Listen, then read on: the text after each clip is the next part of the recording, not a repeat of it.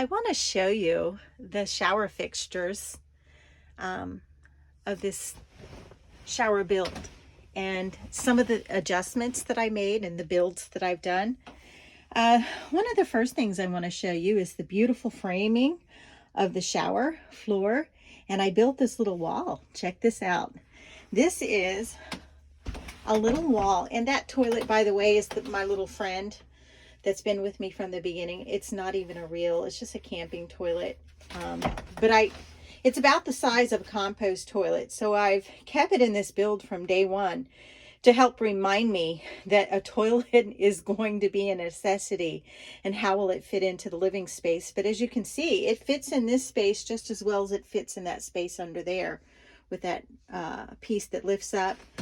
So we have two spots that the toilet can sit. However, I'd prefer to keep the shower clear. So for now, this is just my little perch. But check out the beautiful shower fixtures that I finally installed.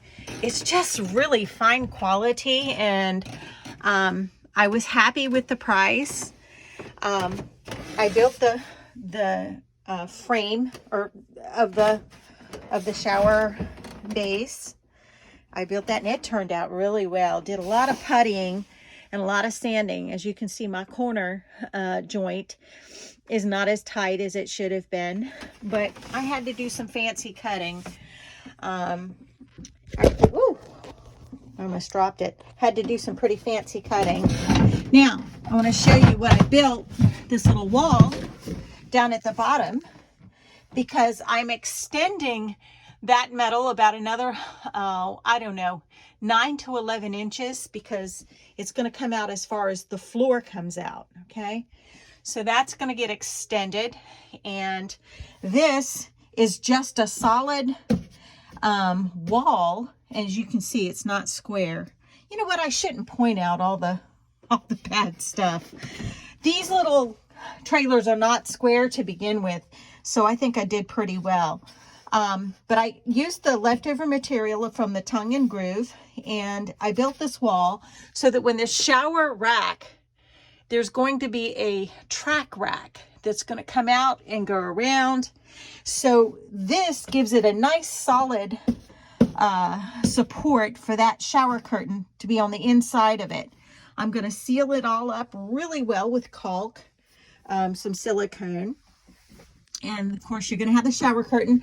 I'm even considering, of course, I'll seal all this up too, but I'm even considering attaching the shower curtain on the inside somehow. I'm not sure if that would work out, because it can't be in the way for when the bed is down. So that may not work. But I just will really seal it up tightly so that that shower curtain, no water will get beyond that shower curtain. But here I'm going to do bifolding panels just to give it another added security. A bifolding panel using 2 piano hinges, this height on this side. So it's going to swing in and be hidden and out of the way, and never in the way at all. So it's going to come out here and then around the corner. So it's going to look like that. You're going to have a little short wall coming around the corner for when the shower is being used, and that shower curtain will fall right inside of it. And so that support just keeps that shower curtain in place. Doing the same thing over here on this side, but the full length.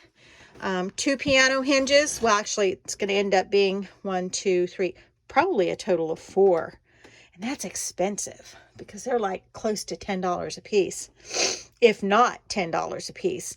But anyway, it will also fold in and be out of the way when you're, not using the shower. So it will fold out one and then another around the corner. So that track that's up here, and those corners, portable corners that will be on, portable halfway enclosure, gives that shower curtain just an added boxing in security. And I can't wait to do it. It'll be beautiful. I'm going to do a little bit more trim work in here. I cut another piece of metal and I put it over here. I'm going to seal all this up with silicone. Now over here, I can't seal it up because there's such a large gap. Because these again, these trailers are not square, and they're higher in the middle, and then they gradually go down. So we'll figure something out there. But I first need to get this leak fixed here where the shark bite meets the shower head and where the shark bite meets the handheld. So that's really a priority, and I'm just praying that Bill will be able to help me out, or someone. And of course I'll do a lot of caulking. There are a couple of holes that have to be sealed with metal bonding material, which it works wonderful. That's because this metal was torn apart 3 or 4 times before we came and settled on this design. And rather than just buy new metal, I said, what the heck, I am not wasting more money on new metal. I love it. I love the system back here that was installed, the plumbing system. You can't see it with the ramp door up. I love it. It works well if it wasn't for those 2 leaks. Now, the only way you can use that house-powered water pump, or it's an electric plug-in water pump, and it takes a lot of power. You have to have shore power and a continual water source, or that pump will go through that 6-gallon tank in just a couple of minutes. So I'm glad I built it, because now I'm going to put a connection on the water tank that goes over here to the water port that's underneath here, and then outside of the trailer. But it's already built. It's just ready for me to do that step of the build. Now, what I'm going to do to it now is, even though I'll have that type of shower system, I can use the plug-in electric water when I have an unlimited source of water and unlimited electricity. But now I'm going to do what I did in the kitchen.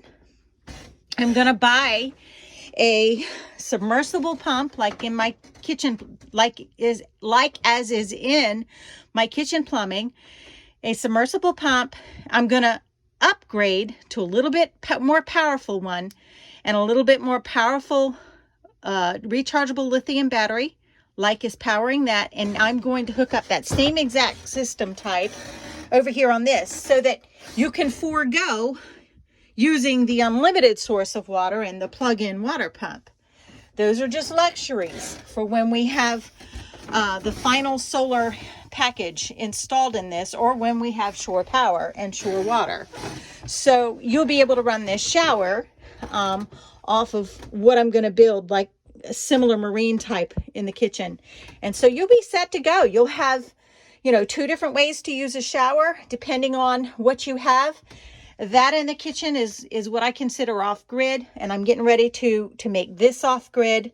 And then, of course, in the summer, I'm going to add the solar ability, which will be completely off-grid, using gravity, the power of gravity, and the water on top of the roof. So, but as of right now, we're going to work on getting that spout put in, and the quick connect running to the water, so that the hose can be connected and you can actually use an unlimited source of water, and turning it also into what will be used more often in an off-grid situation is the marine style submersible and lithium battery that's rechargeable. There's no wiring in this place. And, I was so worried about wiring because I knew that was beyond my expertise. But guess what? I can make this so comfortable without any wiring in it by using, with the exception of that, induction burners will have to be wired to a power source. A fan that I put in will have to be wired to a power source. And the rest will just be plug in to generator, or plug into solar generator, whatever, or shore power through the ports that I've already installed, such as this one over here and the one that is under there. I love it. I do know that my next big purchase will be a package such as a solar generator, lithium battery, and I'm looking at a couple different companies, and I can't afford what I'd like to purchase unless somebody wants to sponsor me. But I'm going to do the best I can, because I'm going to need power for the refrigerator to run it 24/7 in an off-grid situation. And I'm not going to need power for a window unit, which is why, let me move this cushion out of the way, which is why that window was put in the first place. I bought a tiny 5,000 or 6,000 BTU window air. So in order to survive comfortably, you really, really do have to have a window unit in here. And that's why I put a shed type window there. And I'm going to need something powerful enough. And here's what I'd like. Something powerful enough to run the refrigerator, the burners, the induction burners, the air conditioning unit, and a water pump. And that's, of course, a TV. And that's it, because for heat, that baby over there is the best decision I made in this build. That wood stove is an absolute pleasure to me. And I remember how discouraged I was the first week when I installed it. I had a leak in the roof. I was scared of it because of how much power it put out, and then it dawned on me that the wood that I have access to here in this forest is a lot of it's just not quality, good hardwoods.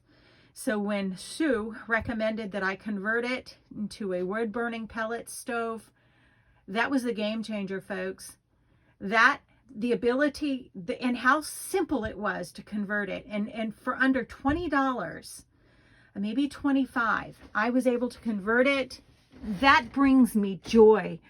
I come out here, make a cup of coffee in my coffee maker. I sit here on this little comfy little halfway bed. I have it in the halfway position, so it's half of a queen.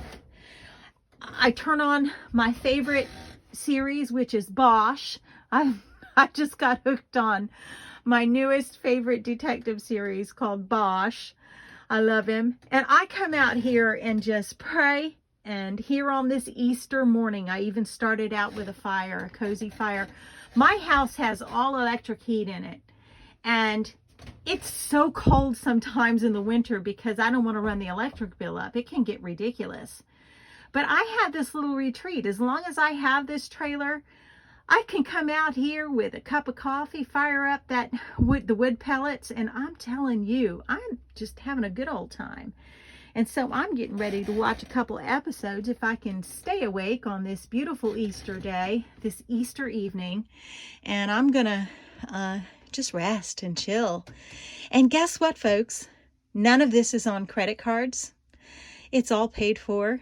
I didn't finance a mobile home or a travel trailer or a camper. Nope. I paid out of pocket. And as work came in, I'd take just a little bit and I'd buy this and I'd buy that. I'd look at my budget, and one of these days I'm going to reveal to you just what it cost. I do have 1, 2, 3, 4. I have 5 windows in this 5 by 12, and technically it's a 5 by 10 because they're counting the 12 foot of the nose, so it's technically a 5 by 10. You don't come in here and feel cramped. It's just comfortable. I should patent the design. It is the best you can pull out of a 5 by 10 space, I believe, with all of my heart. And it's my desire to sell this and start all over with about a 24 foot trailer. And I feel like I actually found a calling in the midst of this. So you send in your orders, you drop off the trailer, we'll work up a price, folks. And I just love doing it. I love the design. And can you imagine what I can do with 20 to 24 foot of trailer? Oh my goodness. I just love doing this. Have a wonderful Easter. May God bless you, and may God bless America.